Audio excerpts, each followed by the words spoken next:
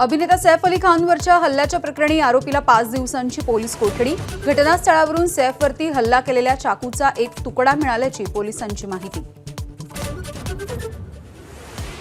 सैफ अली खानवरती हल्ला करणारा मोहम्मद शहजाद बांगलादेशी घुसखोर मायदेशी पळण्याच्या तयारीमध्ये असताना पोलिसांनी आवळल्या मुसक्या। सैफचा हल्लेखोर लपलेल्या ठिकाणी भाजपचे नेते किरीट सोमय्यांची धाड। लेबर कॅम्पमधल्या मजुरांच्या कागदपत्रांची सोमय्यांकडून छाननी।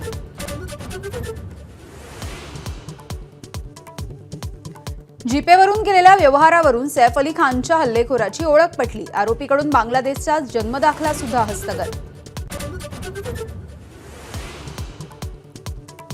आरोपी मोहम्मद शहजाद चोरीच्या उद्देशानं सैफच्या घरामध्ये शिरल्याचं प्राथमिक तपासामधून निष्पन्न। आरोपी कोर्टासमोर हजर।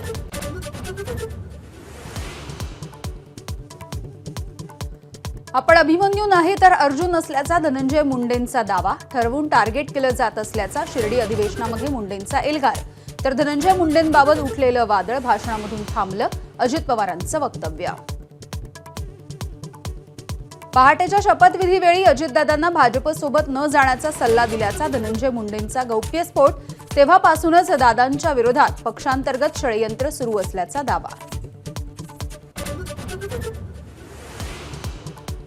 बीडमधल्या प्रकारामुळे पक्षाची बदनामी। शिर्डीमध्ये सुरू असलेल्या अधिवेशनामध्ये मलिकांकडून उल्लेख। लवकर निर्णय घेण्याची अजित पवारांना विनंती।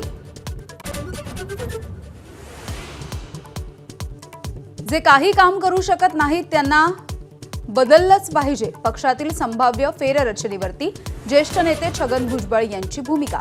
पक्षाला पार्लमेंटरी बोर्डाची गरज असल्याचंही व्यक्त केलं मत। दादा भुसे आणि भरत गोगावलेंना पालकमंत्रीपद न मिळाल्यामुळे शिवसेना नाराज। एकनाथ शिंदेंच्या अचानक ठरलेल्या दरेगावच्या दौऱ्यामागे नाराजीचं कारण असल्याची चर्चा। बीड आणि परभणीच्या प्रकरणी छत्रपती संभाजीनगरमध्ये जन आक्रोश मोर्चा। सरपंच देशमुख आणि सूर्यवंशी यांच्या कुटुंबियांसह मनोज जरांगेंची उपस्थिती।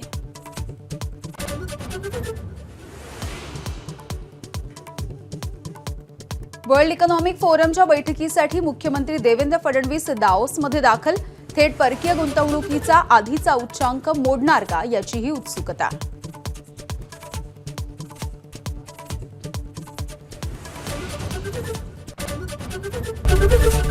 एबीपी माझा, उघडा डोळे बघा नीट।